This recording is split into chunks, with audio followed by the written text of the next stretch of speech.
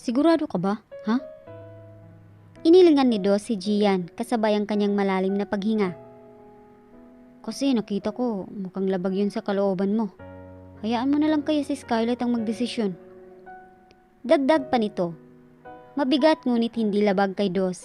Mabigat lang sa loob niya ang ipinahanap ang ama ni Eus. Subalit, kahit hindi man humingi ng tulong o nakiusap sa kanya ang ina ng huli, kusa niyang gagawin iyon para sa kaligtasan ng bata. Para sa batang minamahal niya na parang sarili na ng anak. Sa ganitong paraan lang ako makakatulong kay Skylight. Aniya, hindi pa niya nakakausap ng maayos ang babae for the past 24 hours. Nakatulala lang kasi ito habang binabantayan ng anak. Saka lang ito umiimik kapag may dumarating na doktor or nurse sa ward upang sumuri sa lagay ng bata o kapag gising ang huli at kailangan itong magpa-breastfeed. Kaya naman naaawa siya sa lagay ng babae. Kaya hanggat may maitutulong siya, magbibigay siya. Sige. Tugon ni Gian. Pero saan ako magsisimula, bro? Madali lang sana kung malalaman natin kung saang hotel nangyari yung one night stand. His eyes narrowed when he heard that one night stand phrase. Hindi niya ma-imagine na si Skylight, ang bulaklak na parang hindi madapuan ng paru-paro, ay nakipag one night stand nang hindi nito namalayan. It's such a pity. Kaya lang nangyari na ang nangyari. Babanatan na lang niya siguro yung lalaki sakalang makilala niya ito.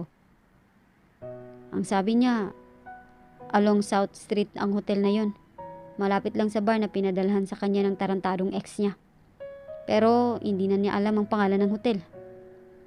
Yun ang naalala niyang sabi ni Skylight noong araw na nag-open ito tungkol sa buhay nito. Bro, sa haba ng South Street, baka hindi lang 10 hotels ang naroon. Anyway, anong petsa yung nangyari? Nabanggit ba niya sa'yo? March 18, last year. March 18? Di nga. Nagtaka siya ng tila na sorpresa ang kausap niya sa petsang kanyang binanggit. Tinaasan niya ito ng kilay. Putang ina, Brad. Birthday mo pa yun. March 17 naman yung anniversary niyo ni Stacy, di ba? Bad trip na bad trip ako nun kasi ikaw yung nag-set ng party pero pagkagaling mo sa London, hindi ka naman namin nahagilap. Tapos nung makaharap kita kinabukasan, mukha kang zombie. Ganun pala pag broken hearted.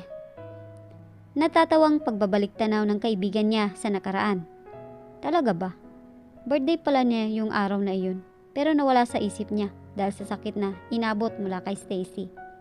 Straight from London. Dumiretso siya sa bar noon para magpakalango sa alak. The rest was a history he couldn't remember anymore. Dahil tama si Gian. Para siyang isang zombie na gumagala ngunit wala sa kantinuan nung mga panahong iyon. Umiling siya upang maiwaksi ang nakakasalusok na bagay na iyon sa kanyang isip. Pucha bro, yung kay Skylight ka na lang mag-focus. Mababayaran din kita. Huwag mong intindihin yung bayad. Yung puso mo ang asikasuhin mo. Nang aasar nitong sagot, tinapik pa nito ang 2 beses ang balikat niya bago ito lumabas mula sa opisina ng kanilang auto shop. Napahinga siya ng malalim sabay sandal sa upuan. Tama talaga si Gian. May problema ang puso niya at pag hindi ito naisalba, baka bumigay ng wala sa oras. Ang kaso, hindi rin niya alam kung paano ito sasalba. Baka nga tumindi pang damage sa sandaling makita na ang tatay ni Eus. Bahala na. Lumipas ang buong gabi at tiniis niyang huwag pumunta sa ospital. He stayed in his shop for the whole night without proper sleep. Nakasandal lang siya ng magdamag sa upuan kaharap ang desk. Pinilit niyang matulog subalit sa tuwing pipikit siya. Kung hindi mukha ni Skylight, ay mukha ng anak nito ang kanyang inai-imagine. Hindi matahimik ang isip niya. Maya't maya kung siya ay humihinga ng malalim. Napapahilamos ng muka o napapahawak sa kanyang batok. Tila isa talaga siyang haligi ng tahanan na namomroblema sa kalagayan ng mag-ina niya. Alas 5 ng umaga nang maisipan niyang umuwi sa kanilang bahay. Maliwanag na ang paligid at loob ng mansyon pagdating niya. Tanda nagising na ang kanyang magulang. He first breathed heavily before getting in. Nadatnan niya ang parents sa dining room na kasalukuyang kumakain ng breakfast. Napatigil ang mga ito at mukhang nagulat ng kaunti nang siya ay makita. Dos? Tumango ang vice mayor at yumakap sa kanya. What brought you here so early? Did you eat? Sabayan mo na kami ng papa mo. Anito. His mom is always so sweet and gentle. Sa kabila ng pagiging pasaway niyang anak, niyayakap pa rin siya nito. At ng papa niya ng buong puso. He's still so lucky, he thought. Luckier than Skylight when it comes to parents. Umupo siya. Naglapag naman ang pinggan ang maid sa kanyang harap. Wala naman talaga siyang ganang kumain, ngunit noon lang niya ulit makakaharap sa hapagkainan ang magulang niya. Kaya magpapakitang tao na lamang siya. Ano pat kailangan din naman niyang makarinig ng mga payo mula sa mga ito. You look bothered, son. May problema ba? Nag-away ba kayo ni Skylight? Asked Mr. Madrigal. Napangisi siya ng bahagya. Kung mag-aaway man sila ni Skylight, for sure, ang bahay nila ang huli niyang pupuntahan. He wobbled his head sidewards, flashing a weak smile. Nasa ospital si Ayus. Tugon niya habang naglalagay siya ng garlic rice sa pinggan. What? Mrs. Madrigal reacted. Anong nangyari sa bata? Huminga siya ng malalim. May anemia yata siya. Nakalimutan ko na yung term na sinabi ng doktor. Kulang daw sa oxygen ang dugo niya na maaaring makaapekto sa puso niya. Kaya kailangan siyang salinan ng dugo at bone marrow sa lalong madaling panahon. Cancer? Nag-aalalang tanong ng kanyang papa. Hindi naman, pero sa pagkakaintindi ko, maaari niyang dalhin ang sakit na yon hanggang pagtanda. Habang buhay siyang magme-maintenance ng gamot. Sandaling naging tahimik ang mag-asawa. Para bang hindi agad na proseso sa isip ng mga ito ang narinig mula kay Dos. They looked shocked and worried for the kid. Then Mrs. Madrigal looked at his husband. Parang thalassemia lang, no? Sambit nito ng mahina. Yun nga, ma'am. Ani Dos. Yun yung type na anemia na sinabi ng doktor. Ba't niyo alam yun? Nagtatakang tanong niya. Hindi naman talaga katakataka, yun ay kung may history ng thalassemia ang pamilya niya. But as far as he remembers, wala naman. So there's no way his parents would know something about that disorder. Dos anak, kaya nga kinukonsider na PWD ang papa mo dahil, excuse me, sasagutin ko lang to. Saad niya nang mag-vibrate ang kanyang phone at makita ang digits doon ni Skylight. Lumabas siya mula sa dialing room at agad na sinagot ang tawag. Dos? His heart instantly melt as he heard her soft and sad voice. Nagising ba kita? Hindi. Kumakain ako ng breakfast kasama si na mama. Sagot niya. Sorry sa abala. Okay lang. Kamusta si baby? Kung papasok ka sa school, kahit ako na lang munang magbabantay sa kanya mamaya. Pahayag niya. Hindi niya yata kayang magtrabaho habang iniisip na nasa masamang kalagayan si Ayos. Kaya mas mabuti kung nasa tabi lang niya ito at nakikita. Hindi ako papasok. Magpapadala na lang ako ng note sa advisor ko. Sagot naman ni Skylight. Naisip niyang pupunta pa rin siya sa ospital dahil mas okay kung pati ang babae kasama rin niya at nakikita. Mamaya kasi mag-a-undergo na si Ayos ng blood transfusion. May compatible donor na. Talaga? Para siyang nabunutan ng isang tinik, pero marami pang tinik ang nakabaon sa mga kalamnan niya. At suddenly, he wondered why Skylight sounded like she's hesitating to talk or to tell something to him. Wala naman siyang pakialam kung sino iyong blood donor, dahil dugo lang naman iyon. Kahit sinong magmamatch sa dugo ng bata ay pwede nitong maging donor. Kaya walang kaso sa kanya maging sino man iyon. Yung DNA. She continued. Bigla ay parang may kung anong pumasok sa loob at dibdib niya at nagwala roon. He suddenly felt nervously afraid again. Tapos na yung DNA testing, Dos. Ano? Nagsalubong ang kanyang mga kilay. Hindi maaari. Kung tapos na ang DNA test, ibig sabihin nahanap na at nakilala ni Skylight ang ama ng anak nito. Parang hindi niya kayang tanggapin. Oh. He forced himself to speak. Kung ganun, kamusta? Anong resulta? Magiging okay na ba si Ayus? Mukhang okay lang. Pero ang totoo, natataranta siya. Hopefully, kapag hindi nagka-problema sa kalusugan ni Kin, one of these days, mabibigyan na rin ng bone marrow ang anak ko. Muling nangunot ang kanyang noo. Hindi niya alam kung siya lang iyon. Pero parang narinig niya ang pangalan ni Kin. Ayaw na niyang ipaulit. Sana nagkamali lang siya. May kabigatan sa loob ni Dos habang naglalakad siya papunta sa ward kung saan nakakonfine si Baby Ayus. His chest was pounding hard. Purong kaba ang nararamdaman niya nung mga sandaling iyon. Hindi siya makapag-isip ng matuwid. Parang ayaw niyang malaman ang katotohanang si Kin lang din ang ama ng bata. Kung yun nga ang totoo. Gayunpaman, dinala pa rin siya ng mga paa niya sa ospital. Gustong-gusto na rin niya kasing makita si Skylight. Para bang hindi kumpleto ang araw niya kapag hindi niya ito nakita. Ano man ang mangyari, ano man ang lumabas na resulta, dala-dala pa rin niya ang sinabi nitong kasali siya sa mga ikokonsidera nito sakaling makilala na nito ang ama ni Ayus. He trusts her. Naniniwala siyang hindi siya nito basta-bastang tatalikuran. He gasped an air. Pagbukas niya ng pinto, mukha agad ni Kin Torres ang nakita niya. Nakatayo ito habang nakapatong ang kamay nito kay Skylight na nakaupo naman sa monoblock chair.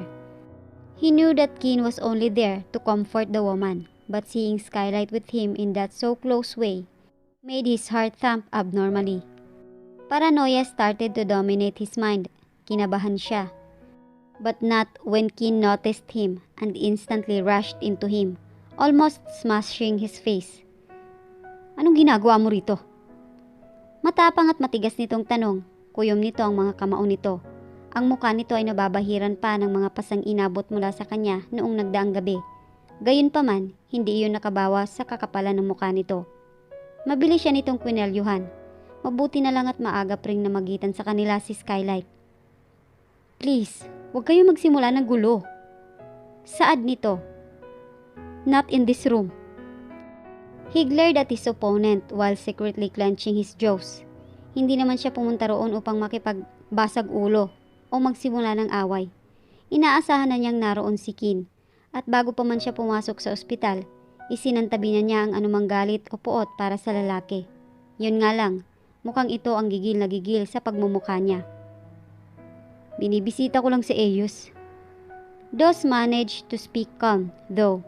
Siguradong magkakagulo sila kapag sinabayan niya ang panggigigil nito.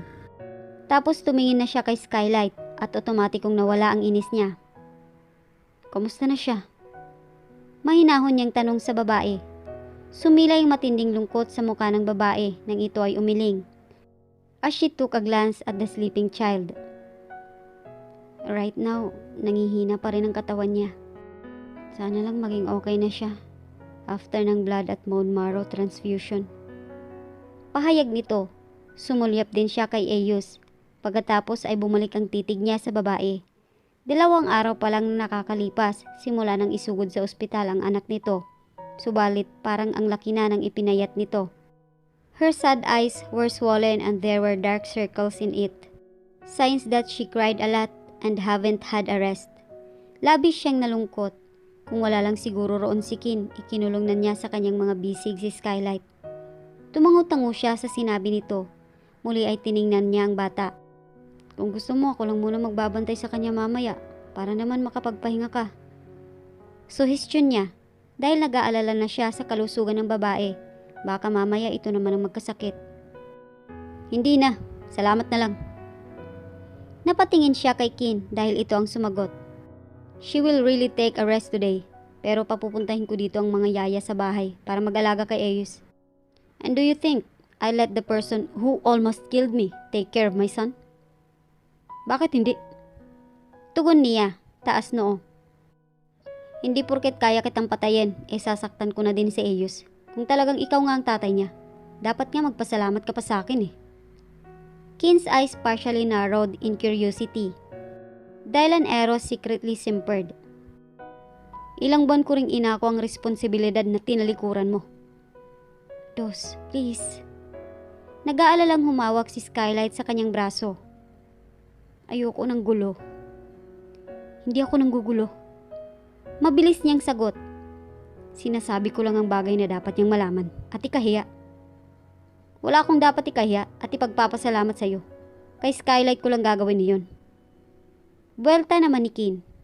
Tumango-tango siya at nagdesisyon ng tumigil.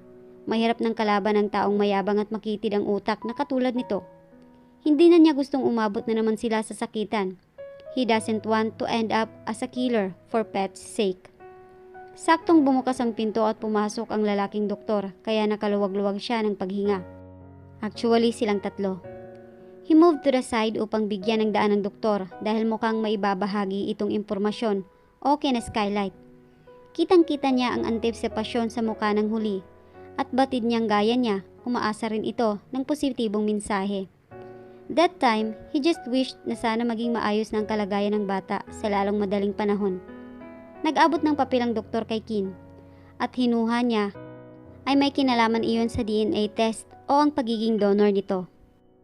Your cells perfectly match with baby Ayus.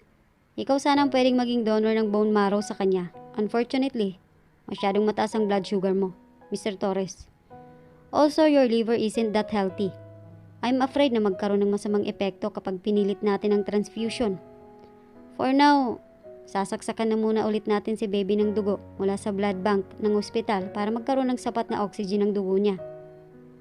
Sa loob ng ilang sandali ng pagsasalita ng doktor, nakatingin lang si Dos kay Skylight, kaya kitang-kita niya kung paano naging mas malungkot pa ang ekspresyon nito.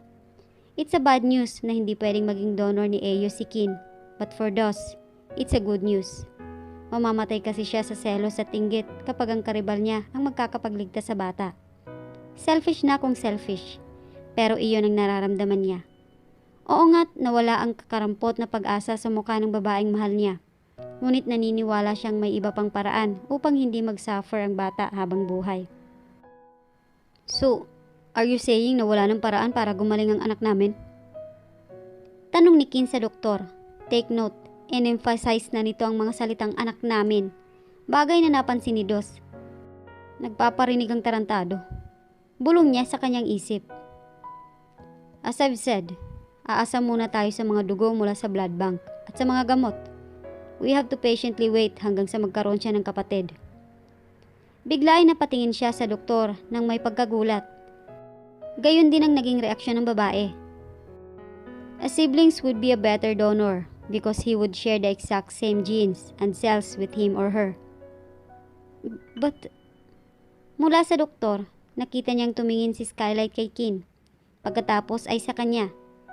Nagtitigan sila ng ilang sandali bago siya umiwas dahil bumalik ang bigat sa dibdib niya. If a sibling is the only way to save Ayus, it means Skylight and Kin needs to make another baby. And making another baby means they need to do that. Will his agony ever end? Mamamatay na yata talaga siya sa selos. I know that you have to wait for several years for another baby, but you don't have to worry. Sabi ng doktor, basta masunod lang ang tamang procedure ng gamutan, magiging normal ang buhay ni Ayus. One of these days, babalik na ang lakas niya at pwede niyo na siyang ilabas. Dos immediately looked away the moment Kin hugged Skylight. Nasasaktan na siya ng mga sandaling iyon. Paano pa kaya kapag hindi na siya ang pinili ng babae? Paano kung balikan nito si Kin? Hindi yun imposibleng mangyari dahil alam niyang desperada na itong gumaling ang anak. We'll comply with the doctor. Kung yun ang kailangan, bibigyan natin ng kapatid si Ayus. But this time, we'll make everything the right way. Looks like he have to suffer the same pain of love again. Ang masama pa, mukhang mas malala yung ngayon. Marry me, Skylight. He heard Kin.